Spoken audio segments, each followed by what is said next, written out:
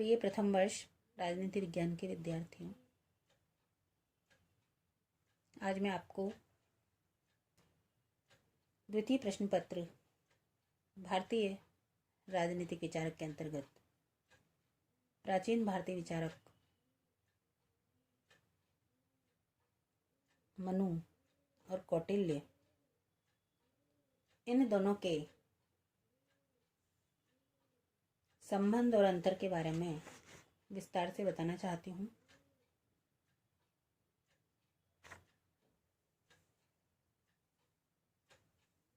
भारत की प्राचीन राजनीतिक विचारधारा के अंतर्गत मनु और कौटिल्य दो ज्वलंतमान नक्षत्र हैं और इन दोनों की विचारधारा एक दूसरे के बहुत अधिक समान है।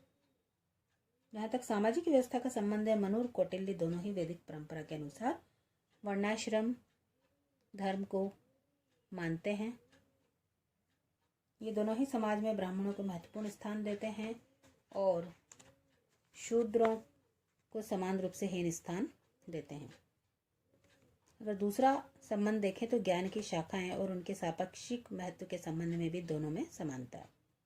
कौटिल्य ने 4 मुख्य विधाएं आन्वीक्षिकी, त्रयी, वार्ता और दंड नीति मानी, जबकि मनु ने प्रथम को छोड़कर अन्य 3 को ही माना। राज्य की उत्पत्ति और उसके ध्येय के विषय में भी दोनों की विचारधारा यद्यपि पूरी तरह से समान नहीं थी, लेकिन लगभग समान कही जा सकती है।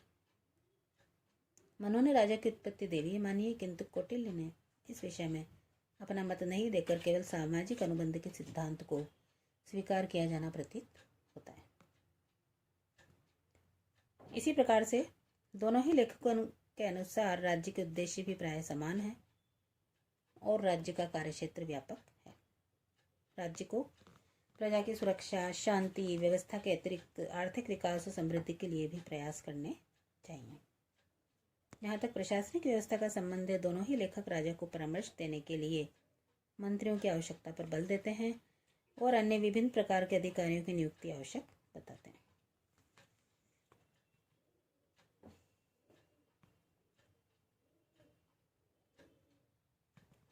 दोनों ने ही प्रधानमंत्री की ओर भी संकेत किया है और मंत्रियों की योग्यता के संबंध में लगभग एक समान विचार दिए हैं, किंतु कौटिल्य के अर्थशास्त्र में प्रशासनिक व्यवस्था का जैसा विषय विवेचन किया गया है, वैसा विवेचन मनुस्मृति में नहीं किया गया।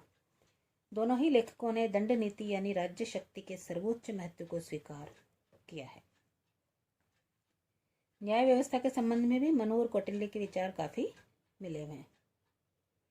दोनों ही ये मानते हैं कि न्यायिक कार्य में निष्पक्षता होना बहुत अधिक महत्वपूर्ण है।